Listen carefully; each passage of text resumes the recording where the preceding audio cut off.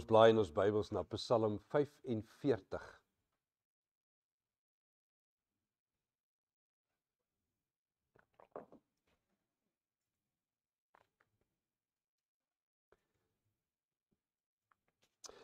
Voordat ons hom lees, moet ons die konteks daarvan verstaan. En dit is verbasend hoeveel Christus mens in die Ou Testament vind. Maar goed, dis nogal algemeen, ook in ons tyd. Dis algemeen dat daar nuwe liedere geskrywe word by spesiale geleenthede. Beethoven het byvoorbeeld sy Battle Symphony het hy geskryf na die val van Napoleon. In ere aan Wellington en sy magte wat van Napoleon verslaan het hy hierdie Battle Symphony geskryf.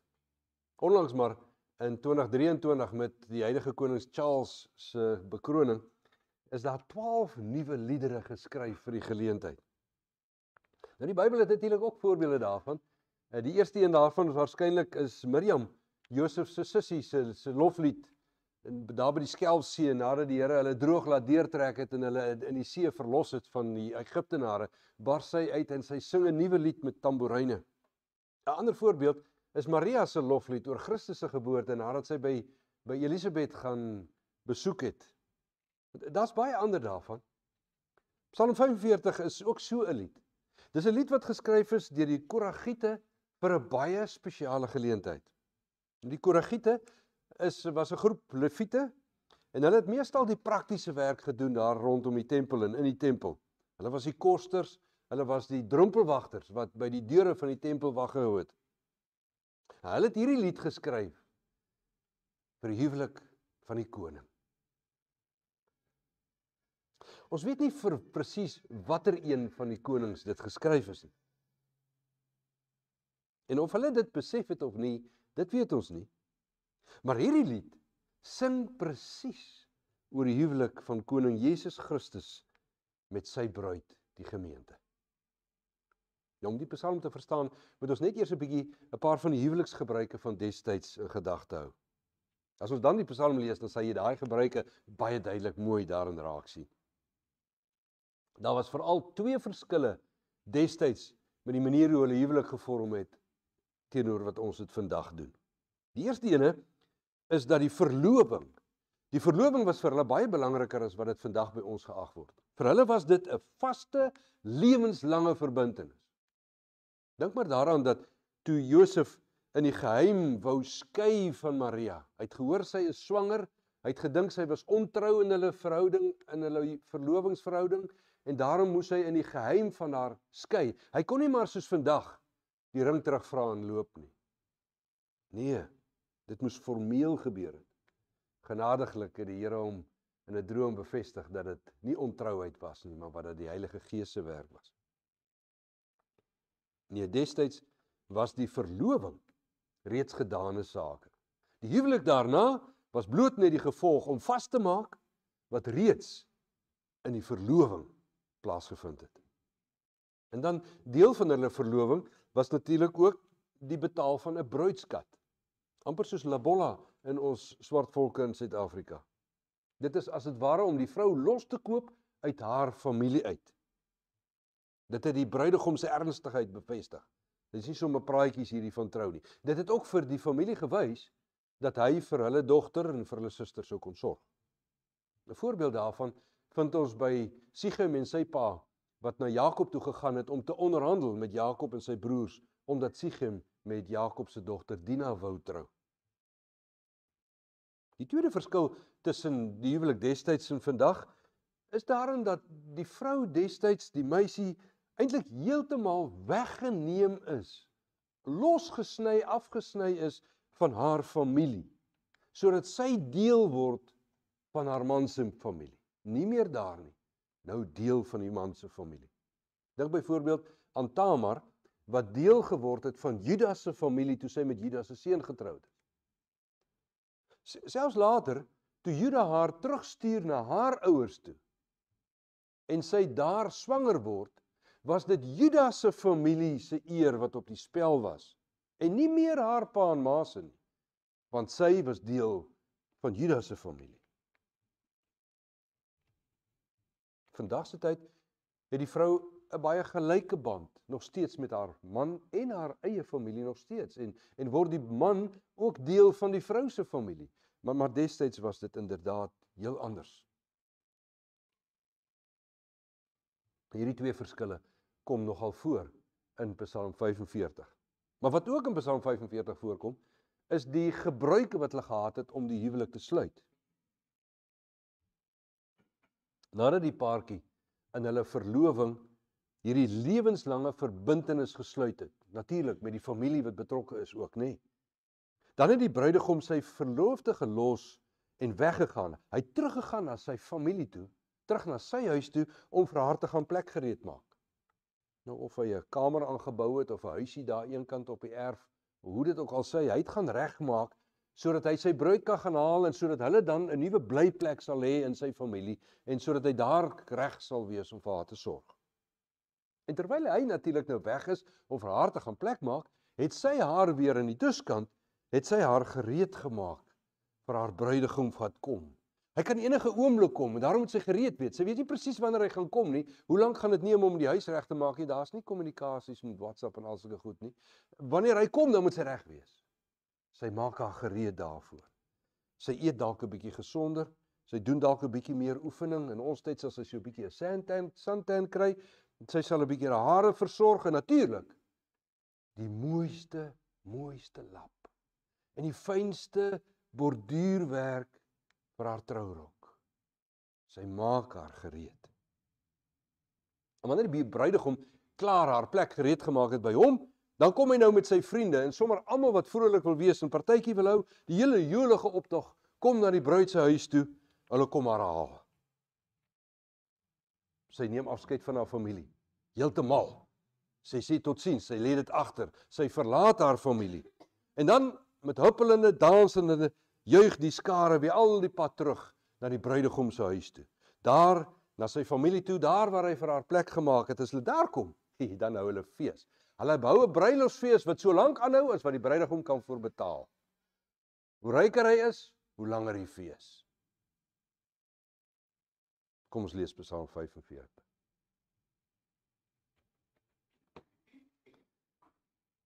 Ek gaan so 'n bietjie onderbreek tussenin om vir julle hierdie verskillende dele net uit te wys.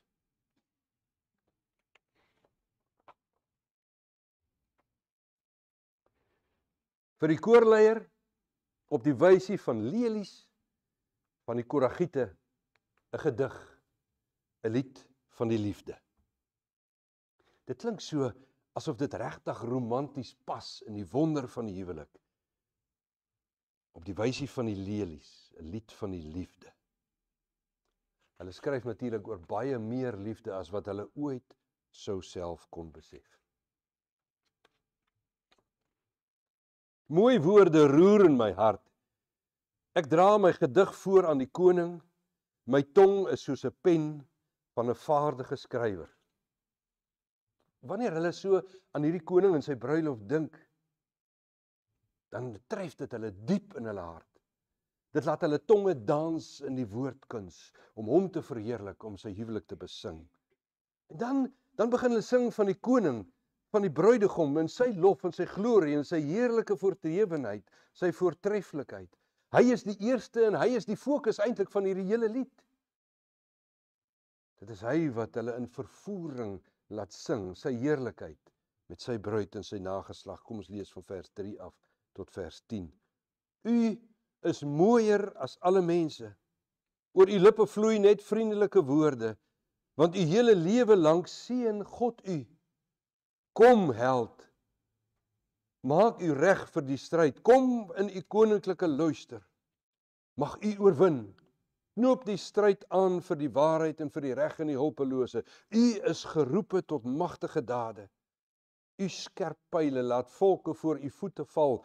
Hulle deurboor die hart van die vyand, ook die koning se vyande. U troon verhewe wese, staan vir altyd vas. Met u koninklike scepter laat u geregtigheid geskied. U het die reg lief en u haat die onreg, want verhewe wese onder groot vreugde het u God, u bo u tydgenote tot koning gesalf. Die geur van mirre en alwyn en kaneel deurtrek al u klere. Musiek uit u voorversierde paleis maak u bly. Voor u staan prinsesse, getooi in u juwele. En aan die regterhand die koningin, versier met goud en ofer. En dan sing hulle van die bruid. Hulle sing van die bruid wat moet afskeid neem van haar familie. Wat haar moet gereed maak vir die koning. Wat hom met haar skoonheid moet bekoor, om hom te eer in vreugde en in blydskap en eerbied saam met hom te lewe. Van vers 11 af. Luister, dogter, luister goed. Neem afskeid van u volk en u familie, want u skoonheid bekoor die koning. U behoort aan hom. U moet hom eer. Dogter van Tyrus, die rykes van die volk, sal u guns soek met geskenke. In loutere pragt staan die koningin daar, in haar kleed van goudbrokaat. In haar veelkleurige rok word sy na die koning toe gelei. Sy en haar gevolg van jong meisies, haar vriendinne, word na u toe gebring.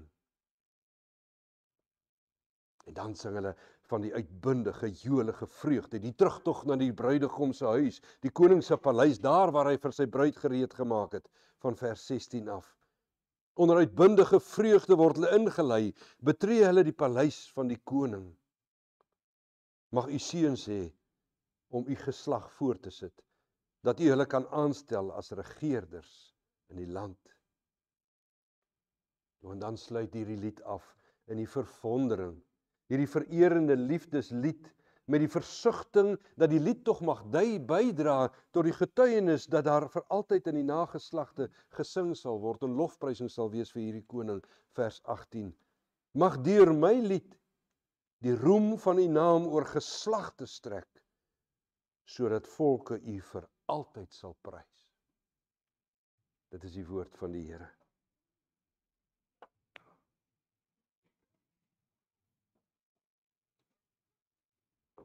Destyds, in daardie verre verlede, het die Koragiete hierdie lied gesing vir 'n koning in hulle tyd.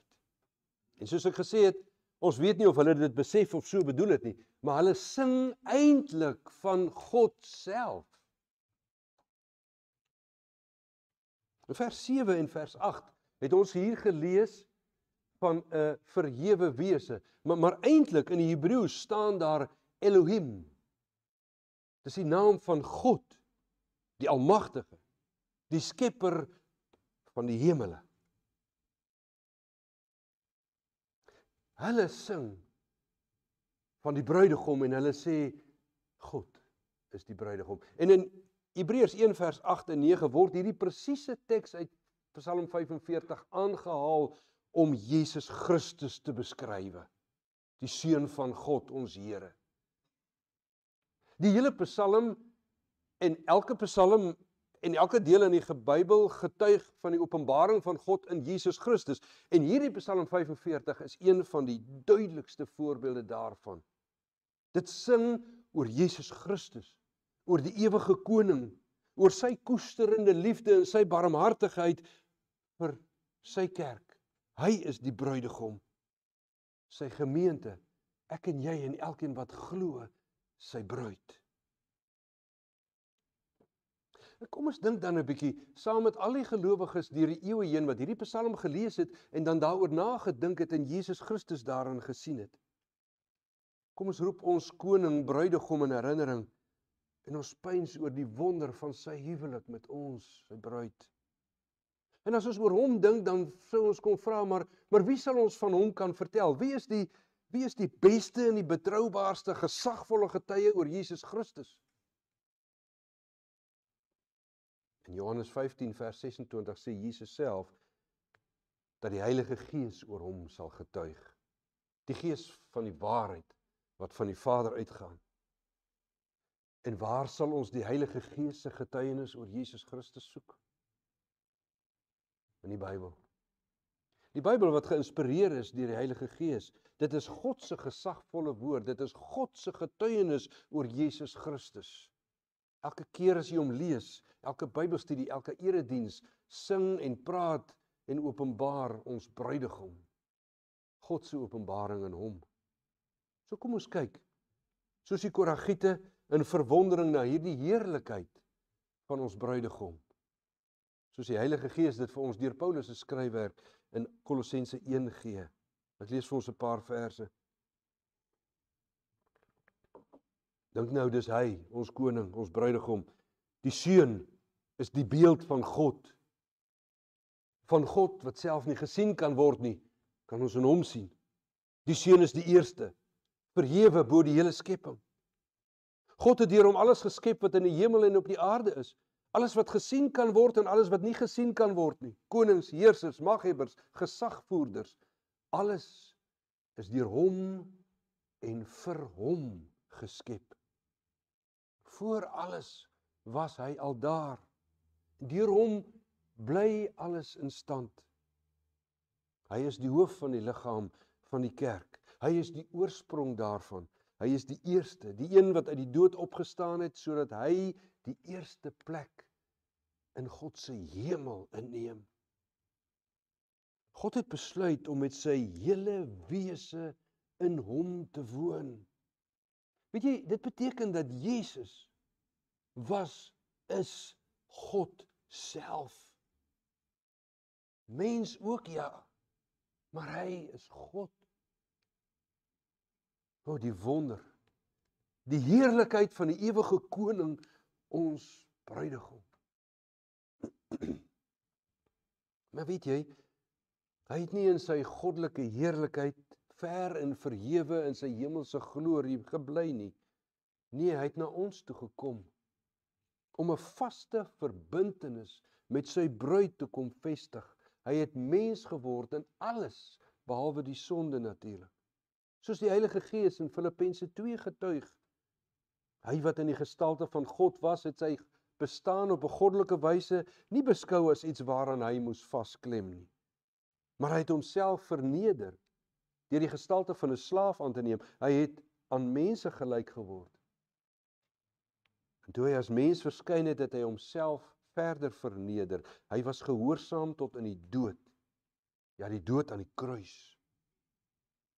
Ja, daar, deur sy hele gehoorsame, volkome heilige lewe, deur sy lyding en veral daardie helse Godverlatenheid aan die kruis, daar koop hy sy bruid los van ons sonde wanhoop. Ons sou nooit aanvaarbaar kon wees meer in God se Vaderhuis nie, omdat ons ook soos alle mense God in vyandskap gebring het. Dat ons teen hom gerebelleer het en opgestaan het in opstand teen hom. Maar ons bruidegom, Jesus Christus, het ons losgekoop deur homself te offer en ons met God te versoen, soos wat die Heilige Gees in Kolossense 1 bevestig. Deur hom, Jesus Christus, het God alles met homself versoen. Deur die bloed van sy seun aan die kruis het hy vrede herstel. Deur hom het hy alles op aarde en hemel met homself versoen. Ook ons was voorheen ver van God af en vyandig gesind teenoor hom, maar nou het hy ook ons met homself versoen. Deurdat sy seun as mens gesterf het, het hy ons heilig, sonder smet, onberispelik voor hom gestel. Hy het in sy heerlikheid gekom en 'n vaste, nuwe verbond, belofte, verloving met sy bruid gevestig. En nadat hy hierdie volle som betaal het, het hy teruggegaan om vir sy bruid te gaan plek maak. Soos hy self gesê het in Johannes 14, julle moenie ontsteld wees nie, glo in God, glo ook in my. In die huis van my Vader is baie woonplek. As dit nie so was nie, sou ek nie gesê het ek gaan om vir julle plek gereed te maak nie. En as ek gegaan het en vir julle plek gereed gemaak het, dan kom ek terug en sal julle na my toe neem, sodat julle ook kan weet waar ek is. Hoor jy die Koragiete se lied? En nadat hulle gesing het van hom wat plek gereed maak, kom ons dink saam met hulle en ons dink aan die bruid wat haar gereed maak hier vir haar bruidegom wat kom. Luister wat staan in Openbaring 7. Hierna het ek 'n groot menigte gesien wat niemand kon tel nie. Hulle was van elke stam en nasie, elke volk en taal, en hulle het voor die troon en voor die lam gestaan. Hulle het wit klere aangehad en daar was palmtakke in hulle hande. Een van die ouderlinge vra toe vir my, hierdie mense met die wit klere aan, wie is hulle en waar kom hulle vandaan? Ek weet nie meneer, sê ek vir hom, maar u weet. En toe sê hy vir my, dit is die wat uit die groot verdrukking kom. Hulle het hulle klere gewas en wit gemaak in die bloed van die lam. En Openbaring 19, laat ons bly wees en juig en aan hom die eer gee, want die bruilof van die lam het aangebreek en sy bruid het haar daarvoor gereed gemaak. God het haar dit vergun om fyn, helder, blink klere aan te trek. Hierdie fyn klere is die regverdige dade van die gelowiges. Ons lewe nou in die tyd wat ons gereed moet maak vir ons huwelik met ons bruidegom. Dat ons altyd gereed moet bly, soos daardie 10 verstandige meisies in die gelykenis wat Jesus in Matteus 25 vertel. Om gereed te maak is om in geloof te lewe. Ja, dit is om te glo in Jesus Christus, ons verlosser, maar dit is ook om dan nederig en eerbiedig, onderdanig, gehoorsaam te wees aan hom as koning. Hy is nie net ons verlosser nie, hy is ons koning. Daarom kan ons nie maar lewe soos ons wil of soos die wêreld wil en soos almal verskonings gee dat alles nou maar oukei is nie. Ons moet lewe soos hy voorskryf in sy woord.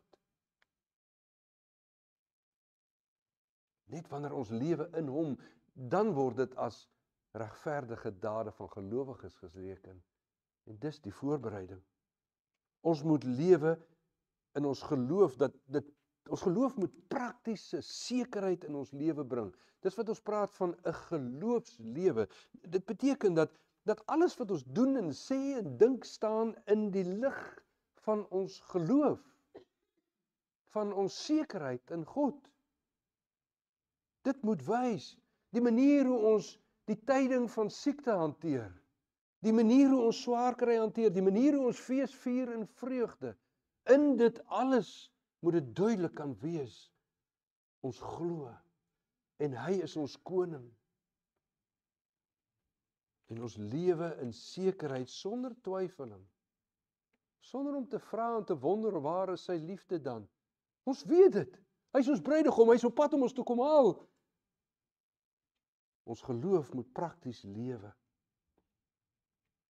Dit is so dat alle mense hulle nie gereed maak vir hierdie bruidegom nie. Almal is nie deel daarvan om bruid te wees nie. Daar is meer wat nie glo nie, as ons wat glo. Dan is daar baie wat so op die kantlyn glo, en dan aan die slaap raak, soos die 10 dwaase meisies in daardie Matteus 25 gelykenis. En dan die koms van die bruidegom mis. Net hulle wat glo, en net hulle wat in die bloed van Christus gereinig is, net hulle wat getrou bly en waaksaam bly. Glo jy werklik? Laat dit dan sigbaar word in die manier hoe jy jou gereed maak en gereed hou vir jou bruidegom wat kom. Want as hy sy werk klaar het, as hy die plek klaar gereed gemaak het, dan sal hy verseker kom om ons te kom haal. Soos die engele aan die disippels verkondig het, daar in Handelinge 1, ek lees vir ons die verse. Die 2 manne met wit klere sê toe vir hulle, Galileërs, waarom staan julle so na die hemel en kyk? Hierdie Jesus wat van julle af na die hemel toe opgegaan het, sal net so terugkom, soos julle hom na die hemel toe sien opgaan het. Ja, verseker. Hy kom weer. Hy kom met krag en hy kom met majesteit. Hy kom met 'n skare van engele om sy bruid bymekaar te maak uit al die uithoeke van die wêreld uit.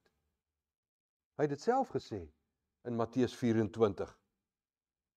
Hy sê, dan sal die teken van die seun van die mens in die hemelruim verskyn en al die volke van die aarde sal verslae wees. Hulle sal die seun van die mens op die wolke van die hemel sien kom met groot krag en majesteit. Die groot trompet sal weer klink en hy sal sy engele uitstuur om sy uitverkorenes bymekaar te maak uit die 4 windstreke van elke hoek van die aarde af. Hy kom ons haal en dan sal hy ons saam met hom neem. Saam na die woonplek. Die woonplek wat hy vir ons gereed gemaak het.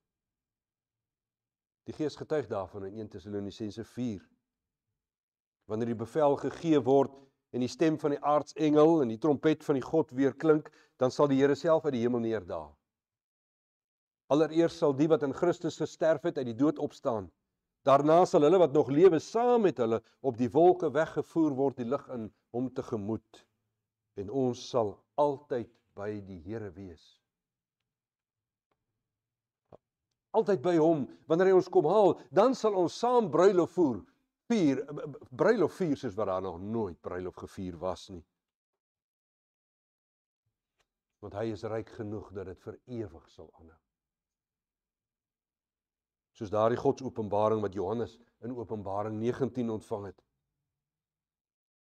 Ek het toe iets gehoor soos die geluid van 'n groot menigte, soos die gedruis van 'n groot watermassa, en soos die gedreun van swaar donderweer. Hulle het uitgeroep, prys die Here. Die Here ons God, die Almagtige, heers nou as koning. Laat ons bly wees en juig en aan hom die eer gee, want die bruilof van die lam het aangebreek en sy bruid het haar daarvoor gereed gemaak. God het haar vergun om fyn, helder, blink klere aan te trek. Hierdie klere is die regverdige dade van die gelowiges. En toe sê die engel vir my, skryf op, geseënd is hulle wat na die bruilofsmaal van die lam uitgenooi word. Geseënd is elkeen wat glo en in geloof gereed maak en gereed is en gereed bly vir die bruilof. Geseënd is jy wanneer jy uitgenooi is na die bruilof van die lam. En dit, my liewe broer en suster in Christus, dit is die huweliksverhaal waaroor Psalm 45 eintlik sing. Waaroor die hele Bybel getuig. Dit is die verhaal wat in elke huwelik uitgebeeld en vertoon moet word. Die huwelik van Christus met sy kerk. En as mens dit als bymekaar sit en jy dink daaroor, sal ons dan nie ook soos die Koragiete in vervoering raak nie. Soos Toosius dit beruim het en ons dit in die begin gesing het, sal my en jou hart nie ontroer raak deur hierdie mymering, hierdie bepeinsing van ons koning en ons bruidegom nie, van sy huwelik met ons as sy bruid nie. Sal ons nie ook hierdie ou wêreld met sy afvalligheid, selfs ons eie vlees en bloed verlaat, sodat ons 'n koningsbruid sal wees nie. Sal ons ook nie soos hulle uit die versigtiging uitspreek aan die einde van vers 18, sal ons nie ook aan hom eer wil bewys en sy naam deur al ons geslagte heen wil prys nie. Die blydskap vir ewig, die lof en die prys aan hom, ons bruidegom. Natuurlik sal ons. En elkeen wat werklik deel is van die bruid van Christus, kan nie anders nie. Dit borrel net uit ons uit. So sal dit wees, so moet dit wees, soos daardie onbekende digter van Psalm 148. Dan kom ek lees vir jou hierdie paar verse, dis mag dit in jou hart sing, prys die Here. Prys die Here vanuit die hemele, prys hom in die hoë hemel. Prys hom alle engele, prys hom alle hemelwesens. Prys hom son en maan, prys hom alle sterre. Prys hom hoogste hemele en die waters in die hoë hemelruim. Prys die Here van die aarde af.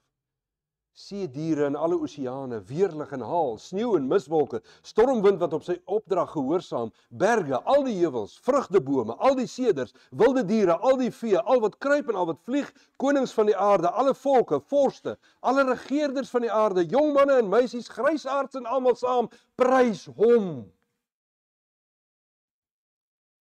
Laat hulle die naam van die Here prys, want sy naam alleen is hoog verhewe. Sy majesteit strek oor die aarde en die hemel.